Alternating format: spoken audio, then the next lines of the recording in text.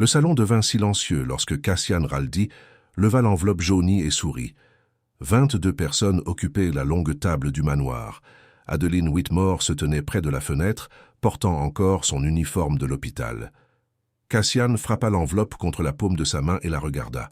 « Je vous paierai $1 million si vous parvenez à lire cette lettre jusqu'au bout sans inventer un seul mot. » Quelques invités rirent. Rosalind Raldi resserra ses doigts autour de sa canne. Ezra Cain, debout près de la porte, ne sourit pas. Adeline s'avança jusqu'à la table, prit l'enveloppe et examina l'écriture dans le coin. Son visage changea. Elle ne l'ouvrit pas immédiatement. Elle leva simplement les yeux vers Cassian et répondit avec un calme qui effaça tous les sourires dans la pièce. « Gardez votre $1 million. Cette lettre a été écrite par mon père. » 3 mois plus tôt, la pluie frappait les vitres de l'immeuble Raldi Meridian. Adeline se tenait devant une table sur laquelle reposaient 3 piles de documents. La première contenait la dette de $340 000 laissée au nom de son père, apparue après qu'il eut disparu de sa vie 4 ans auparavant. La deuxième regroupait les dépenses de la résidence où vivait Marianne Whitmore, sa mère. La troisième était plus petite et effroyablement simple. Contrat de mariage. Durée. 3 ans. Ezra Cain lut les clauses à voix basse. Chambre séparée. Apparition publique, lorsque cela serait nécessaire. Aucune ingérence dans la carrière professionnelle d'Adeline. En échange, la dette serait intégralement remboursée et toutes les dépenses de Marianne seraient prises en charge pendant toute la durée de l'accord. Cassian se tenait en bout de table, impeccable, les mains couvertes de gants en cuir. Il ne tenta pas de la convaincre. Il indiqua simplement le stylo. Adeline ne le toucha pas. Ezra cessa de lire. Cassian leva les yeux. « Y a-t-il un problème ?»« Il y a une condition. » Cela sembla surprendre Ezra davantage que Cassian. « Laquelle ?»« Mon travail reste mon travail. Et ma parole aussi. Si je dis que quelque chose s'est produit, vous n'achèterez pas une version plus commode simplement parce qu'elle coûte moins cher à croire. » Cassian inclina légèrement la tête. « Vous négociez la confiance avant de signer un mariage. Je travaille avec des personnes qui ont besoin de croire ce que je leur dis. C'est la seule chose que je ne mets pas dans un contrat. » Pendant quelques secondes, seule la pluie répondit. Puis Cassian poussa le stylo dans sa direction. Adeline signa. Lorsqu'elle quitta la pièce, Ezra la rattrapa dans le couloir et lui tendit une petite enveloppe couleur ivoire. À l'intérieur se trouvait une ancienne barrette à cheveux argentés, marquée d'une rayure diagonale près du fermoir. Adeline reconnut immédiatement l'objet. Il avait appartenu à Marianne et avait disparu depuis plusieurs semaines. « Où avez-vous trouvé ça ?» Ezra hésita. Cassian l'avait gardé. Adeline retourna jusqu'à la porte du bureau. Cassian lui tournait le dos, regardant la ville. « Pourquoi aviez-vous la barrette de ma mère ?» Il ne se retourna pas. « Parce qu'elle a été trouvée dans une maison appartenant à la famille. »« Quelle maison ?» Silence. Adeline comprit que ce serait la première d'une longue série de réponses qu'elle devrait trouver seule. Cet après-midi-là, elle rendit visite à Marianne. La vieille dame était assise près de la fenêtre, observant le jardin de la résidence. Certains jours, elle reconnaissait Adeline immédiatement. D'autres jours, elle traitait sa propre fille comme une aimable visiteuse. Ce jour-là, elle sourit en apercevant la barrette. « Ton père aimait celle-là. » Adeline se figea. Marianne parlait rarement de son mari. « Pourquoi ?»« Parce que je la portais lorsqu'il me remettait des lettres. »« Quelles lettres ?» Marianne fronça les sourcils, comme si le souvenir venait de se cacher à nouveau. Celles dont il disait qu'un jour elles expliqueraient tout. Adeline essaya de lui poser davantage de questions, mais Marianne lui demanda seulement de lui attacher les cheveux.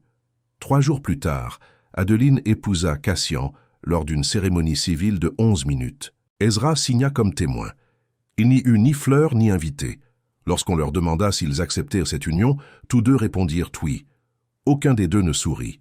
Au manoir, Odette Fontaine accueillit Adeline avec le naturel de quelqu'un qui savait déjà exactement combien de valises allaient arriver. Elle la conduisit jusqu'à sa chambre dans l'aile est et lui expliqua le fonctionnement de la maison. Le petit déjeuner était servi tôt. Certaines réunions avaient lieu sans prévenir. Certaines pièces devaient rester fermées. Et une règle était particulièrement importante. Adeline ne devait pas toucher aux anciennes archives de la bibliothèque. Pourquoi ? Odette continua de ranger les serviettes. Parce que dans cette famille, le papier cause généralement plus de problèmes que les gens. Cette nuit-là, Adeline trouva Cassian seul dans la cuisine, avec une tasse de café et une assiette simple devant lui. Il était étrange de voir l'homme qui contrôlait des entreprises dans plusieurs États, assis sous une lumière tamisée, mangeant en silence. Plus étrange encore était de le voir porter ses gants à l'intérieur de sa propre maison. « Vous ne les retirez jamais ?» Cassian regarda ses mains. « Presque jamais. Par habitude, par choix. » Adeline comprit que ce serait tout ce qu'elle obtiendrait. Au fil des semaines suivantes, un langage silencieux se développa entre eux. Lorsqu'elle rentrait de l'hôpital, un repas l'attendait sur la cuisinière. Lorsque ses chaussures usées disparurent, une nouvelle paire exactement identique apparut à leur place.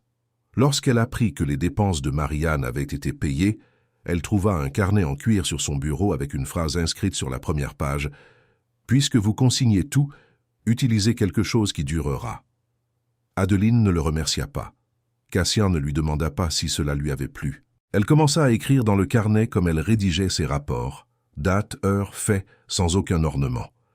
Elle consignait les jours où Marianne la reconnaissait, ceux où elle ne la reconnaissait pas, les repas laissés dans la cuisine et les questions auxquelles Cassian refusait de répondre. Une nuit, Adeline s'endormit dans la bibliothèque. Le carnet glissa de ses genoux et s'ouvrit sur le sol. Cassian passa dans le couloir, aperçut la page et se pencha pour le ramasser. Il n'y avait que 3 lignes. « Aujourd'hui, ma mère m'a appelé par mon prénom. Ensuite, elle a demandé quand mon père reviendrait. Je n'ai pas su quoi répondre. » Cassian referma immédiatement le carnet. Il posa une couverture sur les épaules d'Adeline sans la toucher et partit. Le lendemain matin, Rosalind demanda à lui parler. La vieille dame se tenait devant un bureau sur lequel reposait une boîte en bois ouverte. À l'intérieur se trouvaient des dizaines d'enveloppes jaunies, toutes attachées avec un ruban sombre. « Il existe des choses dans cette famille que Cassian croit connaître, » dit Rosalind. « Et il existe des choses qu'il ne connaît que parce que quelqu'un a décidé quelle version devait parvenir jusqu'à lui. » Adeline s'approcha. Au sommet de la pile, elle reconnut la même écriture qu'elle avait vue d'innombrables fois sur de vieilles cartes conservées par Marianne. L'écriture de son père. Avant qu'elle puisse toucher l'enveloppe, Rosalind referma la boîte. Pas encore. Pourquoi mon père écrivait-il à cette famille? Rosalind fixa Adeline pendant quelques secondes. C'est la bonne question. Le problème, c'est que vous arrivez 4 ans trop tard pour entendre sa réponse de sa propre bouche. Adeline retourna dans sa chambre, le cœur battant. Cette nuit-là, pour la première fois depuis son mariage, elle n'écrivit rien dans le carnet. À la place, elle resta à regarder la barrette argentée posée sur la table, se souvenant des paroles de Marianne au sujet de lettres qui expliqueraient tout. À l'étage inférieur, Ezra entra dans le bureau de Cassian en portant une enveloppe scellée. « Nous en avons trouvé une autre. » Cassian leva les yeux. Ezra posa la lettre devant lui. Dans le coin, à l'encre désormais délavée, était inscrit un nom que Cassian connaissait très bien. Adeline Whitmore. Ezra ne toucha pas la chaise placée devant le bureau. Il resta debout tandis que Cassian observait l'enveloppe comme si elle pouvait exploser simplement parce qu'elle existait. Où était-elle? Dans une ancienne archive de la société de transport. Qui l'a mise là? Nous ne le savons pas encore. Il ouvrit l'enveloppe avec précaution. À l'intérieur se trouvait une feuille pliée en 3. La première ligne disait simplement « Si ma fille arrive un jour jusqu'à cette famille, ne leur permettez pas de payer mon silence en utilisant sa vie. » Cassian cessa de lire. Continuez. Non. Il replia la lettre et la rangea dans un tiroir. Le lendemain matin, Adeline trouva la porte de la bibliothèque déverrouillée. Il n'y avait personne dans le couloir. Elle entra lentement. Les étagères couvraient 3 murs, et au fond se trouvait une armoire basse contenant d'anciens dossiers, des livres de comptes et des boîtes de correspondance. Elle trouva le nom Whitmore en moins de 10 minutes. Le dossier contenait des registres de paiement effectués à son père pendant près de 2 ans. Des sommes modestes au début, puis des virements plus importants. À côté de chacun figurait la même entreprise, Meridian Freight Holdings. Son père avait toujours affirmé qu'il travaillait à son compte. Sur le dernier document se trouvait une note manuscrite. A refusé la dernière proposition. Insiste pour remettre les originaux personnellement. Elle entendit un pas derrière elle. Cassian se tenait dans l'embrasure de la porte. Odette vous avait dit de ne pas entrer ici. Odette m'a dit que je ne devais pas toucher aux archives. Elle ne m'a pas expliqué que ma famille se trouvait à l'intérieur. Cassian s'approcha, vit le dossier ouvert et n'essaya pas de le lui arracher des mains. Que faisait mon père pour vous? Je suis encore en train de le découvrir. Mensonge. Cassian resta silencieux. Adeline referma le dossier. Vous saviez déjà qu'il existait une lettre pour moi. Il ne nia pas. Ezra l'a trouvée hier. Et vous l'avez lue. En partie. Alors donnez-la-moi. Non. Mon père a écrit mon nom sur l'enveloppe. Et il a écrit d'autres choses que je dois vérifier avant. Vous ne décidez pas du moment où j'ai le droit de connaître la vérité sur ma propre famille. Dans cette maison, je décide de ce qui vous met en danger. C'est exactement le genre de phrase que les hommes utilisent lorsqu'ils veulent cacher quelque chose. Elle posa le dossier sur la table et sortit. Cet après-midi-là, Adeline alla rendre visite à Marianne en apportant une ancienne photographie de son père. Elle posa l'image sur la table, près de la fenêtre. « Maman, est-ce qu'il travaillait pour Meridian ?» Marianne examina la photographie pendant très longtemps. Il transportait des boîtes. Quelles boîtes? Des papiers. Pour qui? Marianne désigna la barrette dans les cheveux de sa fille. Je cachais des lettres là-dedans. Adeline toucha la barrette. À l'intérieur. Non. Tu demandais toujours où. Ton père disait que la meilleure cachette était celle que tout le monde pouvait voir. Adeline rentra chez elle avant le dîner et démonta la barrette sur son bureau. Le fermoir était ancien, mais une petite plaque métallique était emboîtée dans la partie intérieure. Derrière celle-ci se trouvait un minuscule morceau de papier enroulé. Sur le papier était inscrit une adresse et 2 mots, boîte 317. Le lendemain matin, elle se rendit seule à cette adresse. La boîte 317 avait été enregistrée des années auparavant au nom de Thomas Whitmore. Après de nombreuses vérifications, une employée l'accompagna jusqu'à une salle privée. À l'intérieur de la boîte se trouvaient 4 enveloppes, une photographie, une clé et un carnet bleu. La photographie montrait Thomas Whitmore aux côtés de Rosalind Raldi et d'un homme plus âgé portant une bague ornée d'une pierre noire. Adeline reconnut la bague. Elle avait vu le même objet à la main d'Ambrose Raldi pendant plusieurs dîners de famille. Le carnet contenait des dates, des numéros d'expédition et des observations écrites par son père. Il s'agissait de registres de contrats modifiés, de frais créés après les livraisons et de paiements détournés vers des sociétés qui n'existaient que sur le papier. Sur la dernière page, Thomas avait écrit « S'il m'arrive quelque chose, Ambrose saura pourquoi. Rosalind a essayé de l'empêcher. Cassian ne sait rien. » Adeline referma le carnet. Lorsqu'elle revint au manoir, Cassian l'attendait dans le salon. « Où étiez-vous » Elle posa le carnet sur la table. « En train de découvrir ce que vous aviez décidé que je ne devais pas découvrir. » Ezra entra peu après et s'immobilisa en reconnaissant l'écriture. Chaque numéro correspondait à une ancienne opération de Meridian Freight. Ezra confirma que plusieurs des entreprises mentionnées avaient disparu peu après la mort de Thomas. Cassian arriva à la dernière page. Ambrose. Adeline posa la photographie devant lui. Mon père faisait confiance à Rosalind, et apparemment il pensait que vous n'étiez au courant de rien. Je ne savais rien. Alors quelqu'un a utilisé votre nom pendant des années. Avant qu'il puisse répondre, Rosalind apparut dans l'entrée. Enfin. Vous saviez ? Demanda Cassian. Votre grand-père a laissé la société de transport divisée entre 2 branches de la famille. Lorsque vous en avez pris la direction, Ambrose contrôlait déjà des contrats qui ne sont jamais arrivés sur votre bureau. Thomas s'en est rendu compte. Et vous ? Je lui ai demandé de rassembler des preuves. Adeline fixa la vieille dame. Mon père travaillait pour vous ? Votre père travaillait pour la vérité. J'ai simplement été la seule personne de cette famille à le croire assez tôt. Alors pourquoi est-il mort avec une dette énorme ? Rosalind ferma les yeux un instant. Parce qu'Ambrose avait besoin de transformer un témoin en un homme discrédité. Cassian frappa la table de la main. Et vous avez laissé cela arriver ?